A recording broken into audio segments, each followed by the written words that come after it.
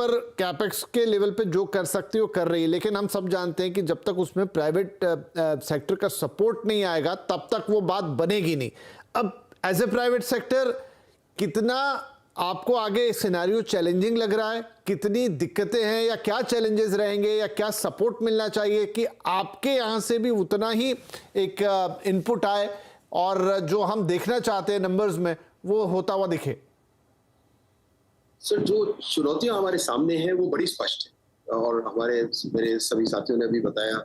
Geopolitical है, उसमें जियो economical है, क्लाइमेट चेंज है, सप्लाई साइड कंस्ट्रेंट्स है जिसका हम इन्फ्लेशन के रूप में देख रहे हैं कि उसका क्या उन पे असर पड़ रहा है। लेकिन एक एंटरप्रेन्योर होने के नाते, एक प्राइवेट सेक्टर को रिप्रेजेंट करने के नाते मैं कहूँगा हमारा जो मूल सोचने का तरीका होना चाहिए एंटरप्रेन्योरशिप का, वो एक रिस्क टेकिंग वाला है। और मुझे एक बहुत बड़ा अवसर नजर आ रहा है इन जियोपॉलिटिकल चेंजेस में।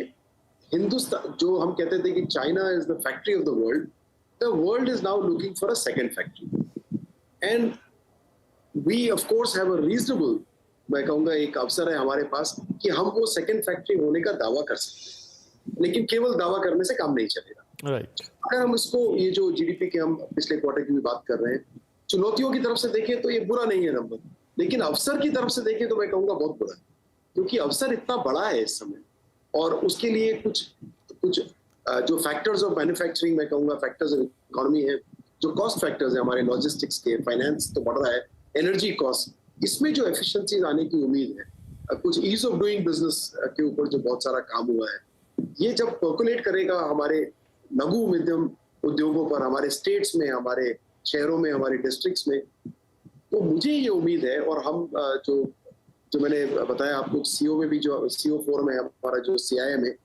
हम लोगों को ये उम्मीद है कि हमारे यूटिलाइजेशन नंबर्स बढ़ेंगे, नया इन्वेस्टमेंट आएगा और वो भी और टेक्नोलॉजी का बहुत बड़ा रोल है। तो आप देखेंगे जैसे कि ऑटो सेक्टर में अब इलेक्ट्रिक व्हीकल्स और पूरा हो रहा है, एनर्जी जनरेशन बिल्कुल बदल रहा है। 50% ऑफ आवर एनर्जी, हम ग्रीन एनर्जी की बात कर रहे हैं, विच मीन्स दैट अब एनर्जी में भी फॉर एग्जांपल इलेक्ट्रॉनिक्स का बहुत बड़ा रोल होने वाला है। हाइड्रोजन में हमने अभी बात की। तो ये जो नए अवसर हमको आ रहे हैं, इनकी तरफ हमारा रुझान हो रहा है। कई कंपनीज उसमें बहुत सारे प्लान्स लेकर आ रही हैं, बजट कर रही हैं, उनके बोर्ड्स ने उनको अप्रूवल दिया है कि इसको खास तरीके से देखा जाए। तो मुझे लगता है कि मुझे उससे उम्मीद है कि हम ये कुछ हद तक इसको पॉजिटिव, एक बड़ा सकारात्मक रूप दे पाएंगे। लेकिन ये बड़ी कंपनियों के लिए तो ठीक है, जहां तक हमारी एसएमईज हैं, जरूरी नहीं है कि वो इसमें से इस तरह से उभर पाए और इन अवसरों को हैंडल कर पाए। हम इंडस्ट्रियल आईओटी की बात करते हैं, इंडस्ट्री 4.0 की बात करते हैं, और लोग यहाँ पर अभी भी अपनी एग्जिस्टिंग लोन्स और उनको चुकाने में उस पर जूझ रहे हैं। जो कुछ अच्छे ईज ऑफ डूइंग बिजनेस के जो हुए, वो अभी तक इंस्पेक्टर राज पूरी तरह से हटा नहीं है। अगर आप डिस्ट्रिक्ट्स में जाएं तो इस पे अभी बहुत काम करने की जरूरत है। तो जहां एक ऑप्टिमिज्म दिखता है, बट चुनौतियां अभी हटी नहीं है और हमको उन पर साथ में मिलकर काम करने की, जैसे मोदी जी कहते हैं, whole of the government, I think whole of the government नहीं, केवल whole of the economy has to work together if we want to see those results coming our way. जी हाँ, कुछ एक्स्ट्रा एफर्ट तो यहाँ करने होंगे टर्न अराउंड करने के लिए, क्योंकि अनप्रेसिडेंटेड सिचुएशन है, तो वैसे ही एफर्ट्स भी लगेंगे। चलिए एक छोटा सा ब्रेक ले लेता हूँ मैं, बहुत ही छोटा रहेगा, लेकिन उसके बाद यहाँ से फॉरवर्ड लुकिंग थोड़ी और बातें करने की कोशिश करेंगे। मसलन बाजार इस पूरे सिनारियो को कैसे देखेगा, किस तरफ उसका रुझान होगा, किन फैक्टर्स को पकड़ता हुआ दिखाई देगा, और यहाँ से वे फॉरवर्ड हमारे लिए क्या है। जो फैक्टर्स हमारे हाथ में नहीं है उनका हम शायद कुछ नहीं कर सकते, लेकिन क्या हम इंटरनली उनके लिए कुछ उपाय कर सकते हैं, कुछ सेफगार्ड्स हम अपनी तरफ से बना सकते हैं? क्या वो पॉसिबिलिटी बनती है इतने बड़े देश के अंदर? एक छोटा सा ब्रेक के बाद बातचीत जारी रहेगी। Welcome back. आवाज अड्डा में आज बात हो रही है जीडीपी नंबर्स पे, और हम कोशिश कर रहे हैं कि एक ग्रोथ का बिग पिक्चर थोड़ा सा पेंट किया जाए। चैलेंजेस काफ़ी ज़्यादा हैं, लेकिन ये है कि भारत की अर्थव्यवस्था ने दम भी दिखाया है अपना। चीज़ें जितनी ख़राब हो चुकी थी वहाँ से काफ़ी बेहतर करते हुए नज़र आ रहे हैं, लेकिन सवाल वही कि क्या ये पर्याप्त है। और अभी चैलेंजेस ख़त्म नहीं हुए हैं, अनिश्चितता, अनसर्टेनिटी अभी भी बहुत सारी बनी हुई है, और बहुत सारे ऐसे कारक काम कर रहे हैं जो आपके, हमारे देश के हाथ में नहीं है। ये अंतर्राष्ट्रीय स्तर से हमारे पास आ रहे हैं और उस पर हम ज़्यादा इख्तियार नहीं रखते हैं। चलिए बातचीत को हम आगे बढ़ाते हैं। तो गुरमीत साहब, अगर कुछ चीज़ें देखें, मसलन मैन्युफैक्चरिंग पीएमआई हो गया, जीएसटी कलेक्शन हो गया, ये सब, या मैं कहूं कि रियल एस्टेट में जो सेल्स हम देख रहे हैं उस तरह की बात हो गई, ऑटो नंबर्स भी रिसेंटली आ रहे हैं वो, और दूसरी तरफ क्रूड प्राइसेस हमारे हाथ में नहीं है, इतने ज्यादा फ्लक्चुएट करते हैं, ग्लोबल ग्रोथ का जो सिनेरियो है वो हमारे हाथ में नहीं है, बाकी वॉर लाइक सिचुएशन नहीं है वो, तो बाजार इस पूरी, मतलब एक तरफ पॉजिटिव पॉइंट्स भी हैं, एक तरफ चैलेंजिंग पॉइंट्स भी हैं, इस पूरे सिचुएशन को कैसे एनालाइज कर रहा है, क्योंकि हम ये समझते हैं कि बाजार हर चीज को 6 महीने आगे देखता है। नहीं, आपने बहुत अच्छी बात बोली। अगर आपने भी पीछे बैंक ऑफ कोरिया के गवर्नर का स्टेटमेंट सुना हो, तो उन्होंने बोला हम गवर्नमेंट से तो इंडिपेंडेंट हो गए हैं, फेड से इंडिपेंडेंट नहीं है।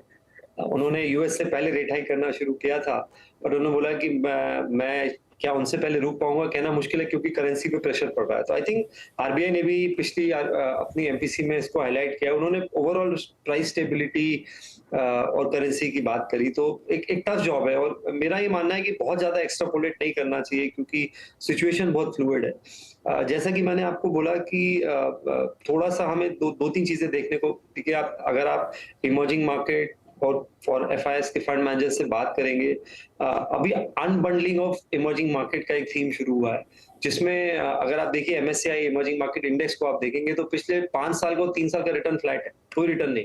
अगर आप इंडिया का रिटर्न देखेंगे पिछले 3 साल का जो एमएससीआई इंडेक्स है वो लगभग 13.5% है। 5 साल का रिटर्न लगभग 8% है। तो अगर आप इंडिया और ताइवान हटा दें तो उन्होंने आउट परफॉर्म किया, और अभी केस बन रहा है क्योंकि रशिया को बाहर निकाल दिया गया उस इंडेक्स से, चाइना में बहुत ज्यादा स्लो डाउन है, जो आपका लैटिन अमेरिकन कंट्रीज है, स्पेशली ब्राजील है, वहां पे थोड़ा पॉपुलिज्म है। तो एक अनबंडलिंग का केस बन रहा है ईएम का, जो अभी किसी ने हाईलाइट भी किया कि इंडिया एक नया सप्लाई चेन रिलायबल पार्टनर भी बन सकता है। तो मुझे लगता है कि बहुत कुछ आगे आपको देखने को मिलेगा। एक दूसरा इवेंट जो मैं बहुत क्लोजली देखना चाह रहा हूँ वो इंडियन गवर्नमेंट बॉन्ड का इंक्लूजन, जिसे हम कहते हैं ग्लोबल बॉन्ड इंडेक्स में, वो 30-40 बिलियन डॉलर का इनफ्लोज, पैसिव इनफ्लोज ला सकता है, जिससे जो हमारा ये थोड़ा सा करेंसी और लॉन्गर एंड बॉन्ड पे प्रेशर है वो थोड़ा सा कम हो सकता है। तो मुझे लगता है सिचुएशन थोड़ी डायनेमिक है, हमें इसको बहुत ज्यादा एक्स्ट्रापोलेट नहीं करना चाहिए।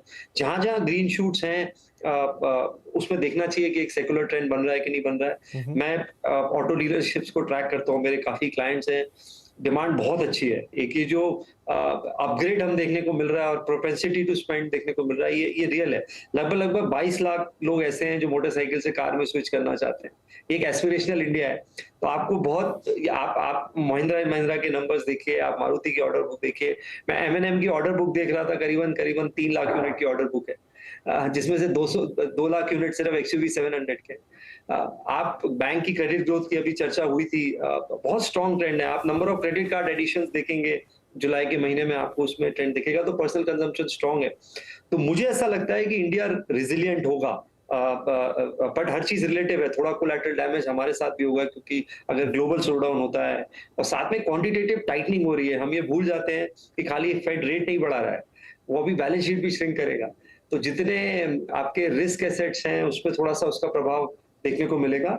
और कमोडिटी प्राइसेस, मुझे लगता है ये एक बहुत बड़ा फैक्टर। अगर ऑयल 90 के और नीचे आता है, ग्लोबल ऑयल प्राइसेस सॉफ्ट रहते हैं, थोड़ा सा यूएस में हमें अगर थोड़ा सा फेड का स्टांस चेंज होते हुए दिखता है तो इंडिया के लिए वो बहुत पॉजिटिव हो सकता है। नियर टर्म में थोड़ा सा मुझे लगता है कॉशियस रहने की जरूरत है। नियर टर्म में थोड़ा कॉशियस, लेकिन ओवरऑल पिक्चर एक पॉजिटिव और ऑप्टिमिस्टिक पिक्चर दिखाई देती है यहाँ पर। अनिल सर,